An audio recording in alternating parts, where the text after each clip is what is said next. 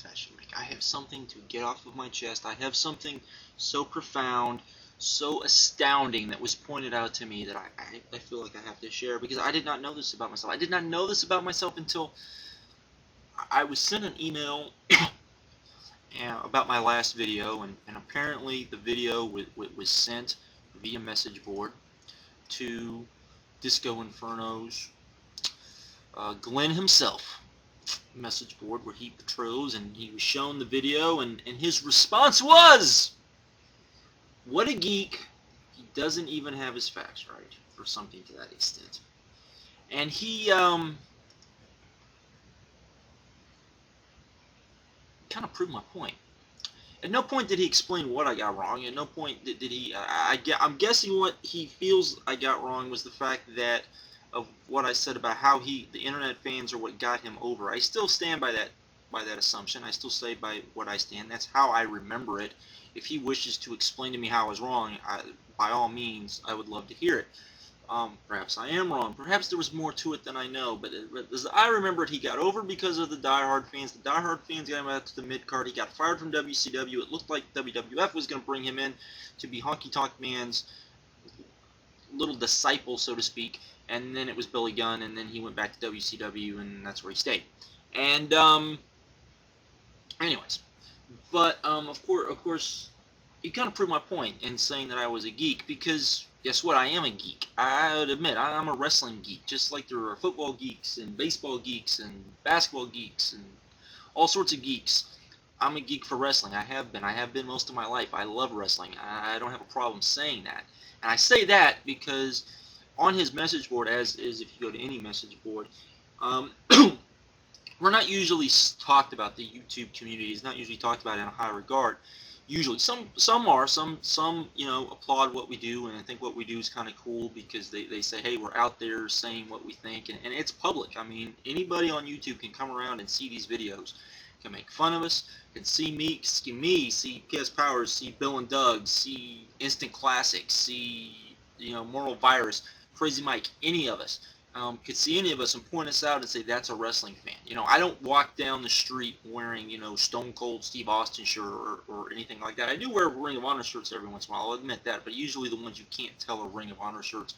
Most people are like, what kind of shirt is that? But things of that nature. And I've always noticed that there's always that sort of disdain towards us, that we're losers, that why do we have to go to YouTube to talk about pro wrestling. I like talking about pro wrestling. I like coming on here and talking about pro wrestling. Apparently people like what I have to say about pro wrestling, so I like coming on here. It's nice to be heard. It's nice and all that. Now, I don't think my opinion is any more important than anybody else's opinion. Sometimes I think my opinion is right and someone else's opinion is wrong, but I don't think my opinion is any better than anybody else's opinion, because everyone has opinions, and then they all have some form of merit to them. So I don't have anything like that, and I think that as a YouTube community, I think often in the wrestling internet community, we are looked at like that, and we are kind of looked down on for that we make the wrestling community look bad. The wrestling community doesn't need to be looked bad. It's already looked bad. Most people look at the wrestling community as a bad thing due to the fact of how the media portrays it, because the media, the wrestling industry allows it to be portrayed in a certain way, and the reason why that is because they don't defend it when it needs to be defended, and they don't defend Vince McMahon when he needs to be defended. I know a lot of people don't like to hear that, but it's true. There's a lot of Vince McMahon haters out there that like to do that. That's another rant for another day, and a rant that I've done that I've already done. But I just wanted to say that because apparently I had my information wrong, I had this wrong, I had that wrong, yet at no point did Glenn say anything about what that he said, and that I was wrong about what I said. The fact of the matter is that a lot of people have stated that, even on his page, that, JR thought highly of Bryan Danielson. Numerous other people around the world have thought highly of Bryan Danielson, yet Glenn states that he's never heard of Bryan Danielson, that he had to go to YouTube to watch, which I'm thinking is pretty much just him just working people and being silly. But through all of that, I think it's pretty astounding that he's willing to take it that far. When now he could have done the smart thing, and he could have said, that he felt Bryan Danielson would have a career similar to Reckless Youth or Mike Quackenbush, and that he would be a great indie star, but he didn't have the tools or the look or whatever to actually be a great star in the big time in TNA or WWE. And yeah, that's fine, and that's standing out. I think that would probably cause some uproar, but not the amount of uproar that was caused by what he said. But, him coming down on me and him just saying that and him, not even wanting him watching the video and just wanting to make that comment kind of proved my point that we're not taken seriously, that we are looked down upon, that the people in the industry just want to look down upon us. If you read a lot of his other articles, you see him griping about the fact that, people shouldn't judge Impact because what do we know what the casual fans want? Well, I would say, what does TNA know what the casual fans want? They're pulling in an okay rating, I guess you could say, but they're still not beating ECW, even though they're on more homes than ECW. And they have more top tier wrestlers than ECW. Their pay-per-view numbers are still sorry, no matter what everybody wants to say. You're pulling in 2% of your viewing audience to watch a pay-per-view. That's not good. While the WWE domestically is probably pulling in about 10% of their pay-per-views, of their fans to watch their pay-per-views, and then they're selling the DVDs on top of that at a rate that is just ungodly. They basically destroy people when it comes to these sports DVD sales. It's pretty sickening to see just how dominant WWE is in that part of it.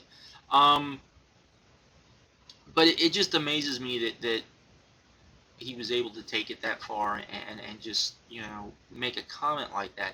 And not only that, but the fact that he doesn't feel like we, the fans, have a right to criticize the industry, and that we take the industry too far and then we criticize it too much. I got news for you. I watched Respect is Earned. Just watched Respect is Earned 2. I marked out through that whole card. When I went to Victory Road, that first match, I marked out like a son of a bitch. That first match, I love that match. That is probably, that was an amazing, amazing match. Probably top 10 best matches I've ever seen live, and that includes some goddamn good matches. Maybe even I would say top 5, definitely top 10 matches I've ever seen live. It was that good. Um, you know, Bill and Doug said it was the best match they've ever seen live. People were into that match. That was a great match. People on the internet applauded TNA for that match because it was a great match. Yet that's overlooked because so many of the internet sites and so many of the message boards criticize TNA, and it's looked at just a hatred, a bias against TNA by the TNA fans and by the TNA and by the and by people within TNA, instead of actually looking at it and say, well, wait, maybe some of these people have a legitimate gripe. Maybe we're not doing what we're supposed to be doing. It always amazes me when people do that. It always amazes me when, I've heard TNA and I've heard people that support TNA always say, well, what do we know? What do the internet fans know? Why should we listen to them? Yet, the WWE, people who don't even work for the WWE anymore, people from the outside, people who've been in this industry forever, people that their views on the industry and their opinions on the industry mean so much, have all said the same thing. You cannot out WWE the WWE. The only company that's ever tried to do it and was somewhat successful at it was WCW, and they had to outspin the WWE to do it.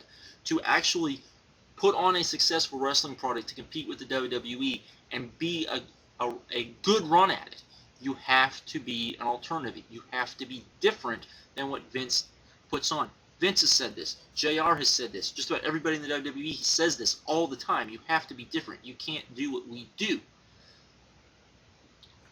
when you start out. It just doesn't work that way. I know people go, oh, but the WWE is just saying that because they don't want anyone to compete with them. I don't buy that. I actually believe what the WWE is saying in that aspect of it. It amazes me.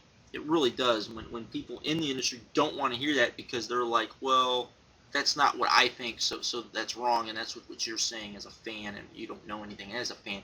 Just like the fans, said that the TNA needed to tour more, TNA needed to do better house show numbers, TNA needed to do this and this, and sure enough, they start doing it, and the company starts doing better as soon as they start doing that. So maybe we, the fans, should be listened to just a tad bit more. than what people give us credit for. Like I said, I was really amazed that, and I shouldn't be, because if you've ever read his articles, they're pretty just. I really think it's shock value only. It's basically Vince McMahon, or not Vince McMahon, Vince Russo writing an article type of thing, just to shock people, just to get people to talk, which is fine and dandy, and I guess works, but it makes him look like an idiot while doing it. It doesn't give him any credibility. It doesn't make people think, oh wow, TNA actually has people that are intelligent working for them, because people don't feel that way.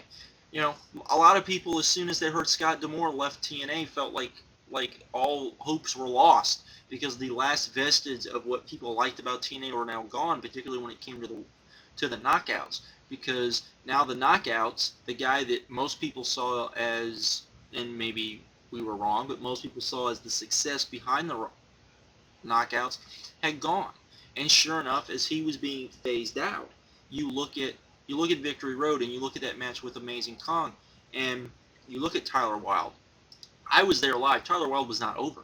Tyler Wilde was only thing people wanted to see out of Tyler Wilde was to see her get her ass handed to her by Awesome Kong. That's what people wanted to see. That's not what they got. They wanted to see that more than they even wanted to see Booker T win the title in a stupid booked match by a bunch of idiots that, for whatever reason, thought it would be a great idea to, let's put Booker T, who is a heel, who would be a face in Houston, against our champion, and just totally screw the whole thing up, which is what they did. This is the sort of thing that annoys me about people in the business, because they look at us and they say the only thing we're doing is we're being overly critical.